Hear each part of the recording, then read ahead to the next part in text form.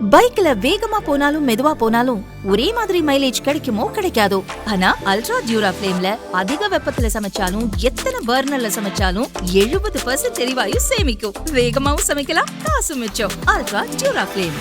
பீகார் தேர்தல் பிரச்சாரத்தில் மோடி பேசிய போது பீகாரைச் சேர்ந்த கடின உழைப்பாளிகளை தமிழகத்தில் ஆட்சி செய்யும் திமுக தவறாக நடத்துகிறது என்று கூறியிருந்தார்.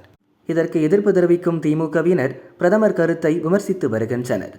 இந்நிலையில் பிரதமர் மோடி கருத்துக்கு வலு சேர்க்கும் விதமாக அமைச்சர் நேரு பேசியது திமுகவினரை அதிர்ச்சிக்குள்ளாக்கி இருக்கிறது. திருச்சி மத்திய வடக்கு மாவட்ட திமுக சார்பில் என் வாக்குச்சாவடி வெற்றி வாக்குச்சாவடி என்ற தலைப்பில் திமுக நிர்வாகிகள் ஆலோசனை கூட்டத்தில் அமைச்சர் நேரு பேசியதாவது: பீகாரிகள் உள்ளிட்ட வடமாநிலத்தவர் 3 மாதங்கள் ஒரே இடத்தில் தங்கியிருந்தால் வாக்காளர் பட்டியலில் பெயர் சேர்க்க முடியும். ஆனால் அவர்கள் இடம் மாறிக்கொண்டே இருப்பது.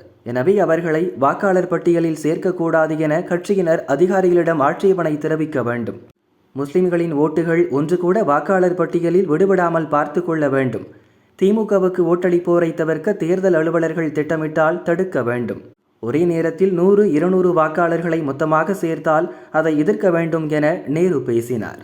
நேருவின் இந்த பேச்சால் பீகாரிகளை வாக்காளர் பட்டியலில் சேர்க்கலாமா கூடாதா என திமுகவினர் குழப்பத்தில் உள்ளனர்.